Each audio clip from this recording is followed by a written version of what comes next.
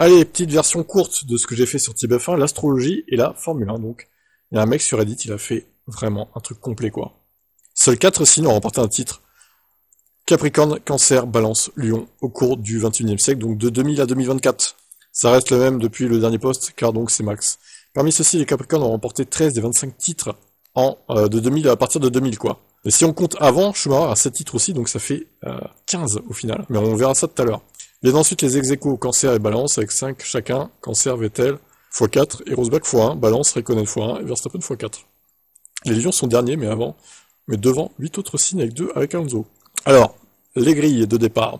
Donc sur TBF1, je vous ai mis une version complète avec d'autres pilotes qui sont plus forcément là, mais c'est intéressant aussi. Par contre, c'est plus long.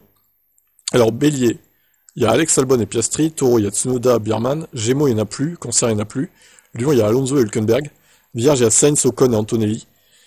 Balance, il y a Verstappen, Leclerc et Bortoleto et Hadjar qui l'a pas mis là, du coup, parce qu'il savait pas qu'Hadjar signait chez Toro Rosso. Scorpion, Stroll et Norris. Sagittaire, il n'y en a pas. Capricorne, il y a Lewis et Douane.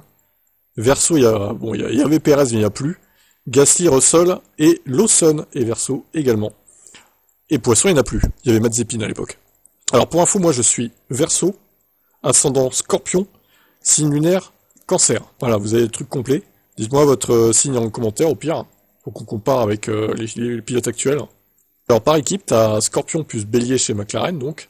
T'as Balance Capricorne chez Ferrari, donc Leclerc, voilà, Lewis. Red Bull, t'as Balance plus Verseau, donc composition entièrement R. Pas Hadjar, Lawson et Max. Mercedes, t'as Russell, Verseau et Antonelli Vierge. Aston Martin, t'as Scorpion, Stroll et Lyon, Alonso.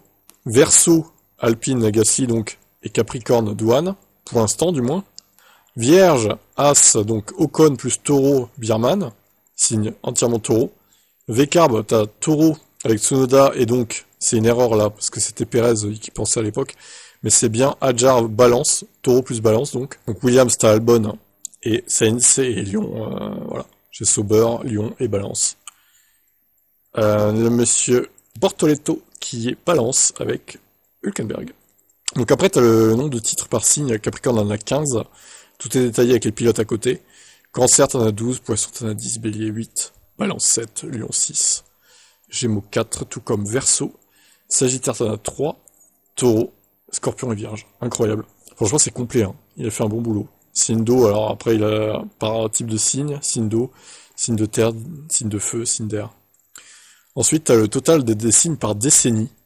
Oh, ça va tellement loin. Incroyable. Donc dans les années 2020, il y a Lewis un titre. 2020 du coup. Et Max 4. J'espère que ça va être un autre signe. Après, hein. Ou que ça va redevenir à Capricorne du coup. Lewis. Capricorne a le plus grand nombre de titres de World Championship. 15. Mais a été l'avant-dernier signe à remporter son premier titre. Ça c'est drôle. Bah oui, avec Lewis, Schumacher et Button du coup. Qui était aussi Capricorne. Ça fait 15. Incroyable. Capricorne qui domine la Formule 1. J'aime bien, je n'ai rien pour le Sagittaire, désolé. Mince. Aucun pilote compétent en Sagittaire, quoi. Les Gémeaux et le Verseau partagent également le plus grand nombre de World Championship non consécutifs. Aucune de leurs années de victoire en titre ne s'est produite consécutivement. Terrible. 7 des 18 titres des World Championship entre les Poissons et le Bélier proviennent de l'ère Prost-Senna. Eh ben, mon vieux, c'était complet, hein, quand même. Hein. Donc là, une image qui date de 2022. Donc vous voyez, Mazepin était Poisson. Tout est résumé ici. Latifi était un cancer en tant qu'astrologie et sur la piste également d'ailleurs. Pauvre Nicolas Latifi, on est méchant avec lui. Bon voilà, je trouvais ça complet, je voulais vous le partager quoi. Alors ce qui est assez marrant, c'est qu'au final, je trouve que j'aurais plutôt mis Max Scorpion, hein, plutôt que Balance, vu son caractère de pute. Après, bon. Par contre, Norris, le fait qu'il soit Scorpion, ça m'étonne un peu, parce qu'il se fait quand même écraser par Max justement. Et puis par d'autres aussi. Il a pas ce truc toxique, Norris, je trouve, que les Scorpions peuvent avoir. Donc, bon après tu me diras, Stroll l'a pas non plus, mais lui c'est encore autre chose. Lui c'est je m'en foutisme 2000, Lens, donc bon, c'est encore autre chose lui. Après ça dépend aussi de l'ascendant, etc.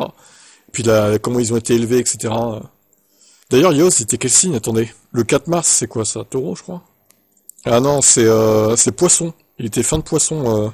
Enfin non, pas fin de Poisson, mais midfield de Poisson quoi. Milieu de Poisson.